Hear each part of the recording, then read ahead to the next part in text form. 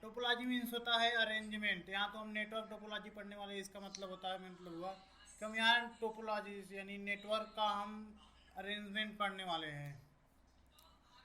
तो नेटवर्क का अरेंजमेंट पहले क्यों ज़रूरी है, हमको ये क्यों पढ़ना है। सबसे पहले अरेंजमेंट किसी चीज़ का अगर हम पढ़ते हैं तो इसका मतलब हम उस चीज़ को कैसे मैनेज करें कि कम खर्चे लगें, कम जगह में वो मैनेज हो जाए। तो इसी तरह हमको नेटवर्क को भी मैनेज करना है कि कम एक्सपेंस हो, कौन ऐसा अरेंजमेंट करे, कौन सा ऐसा कि जो नेटवर्क है हमारा कम पैसे में स्थापित हो जाए वहाँ पे। तो इन सब का बारे में पढ़ने वाले हैं आज। तो नेटवर्क टोपोलॉजी के बारे में आपको मैंने बता ही दिया। अगर आपको इसका डेफिनेशन जानना है तो इसे आप ऐसे बोल सकते हैं, a computer network is a collection of two और more computers which are connected together to share the information and resources. और पहले टोपोलॉजी के बारे में बात करते हैं, बस टोपोलॉजी। जैसा कि इसके नाम से बस, तो ये बस के जैसा ही होता है, मतलब एक बैकबोन की तरह इसमें केबल लगा हुआ होता है। इसमें एक बैकबोन की तरह केबल लगा हुआ होता है और उसके बाद उससे जो डिवाइसेस, प्रिंटर और सीपीयू और कंप्यूटर हमारा जो भी हो, सब कुछ कनेक्टेड हो जाता है इसी बस से। और इसी के थ्रू हम लोग डेटा को शेयर करते हैं।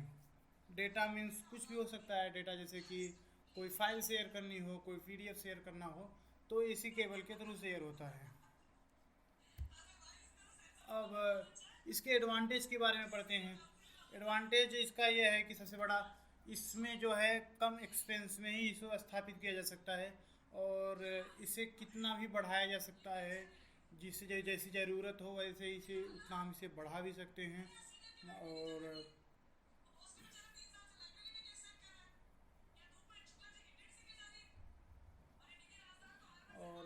जहाँ पे कम जगह है, जहाँ पे छोटा नेटवर्क स्थापित करना है, ये वाली विधि सबसे यूज़फुल होती है।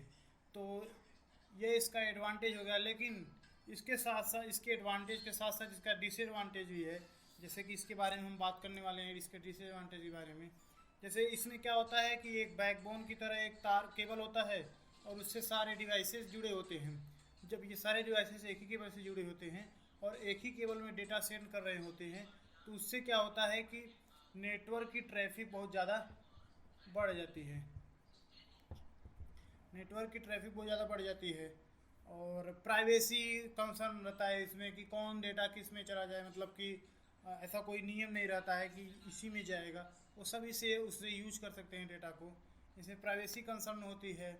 और दूसरा होता है कि इसके मैनेजमेंट का कास्ट बहुत ज़्यादा हो जाता है, क्योंकि अगर कहीं बीच में अगर ख़राब हो गया तो सारे के सारे इसके बाद के डिवाइसेस जो हैं काम करना बंद कर देंगी। तो इसलिए जो है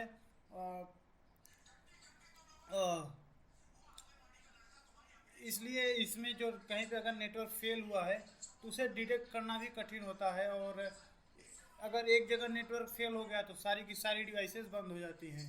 मान लीजिए अगर यहीं पे फेल हुआ होता है तो सारी की सारी डिवाइसेस बंद हो जाती है।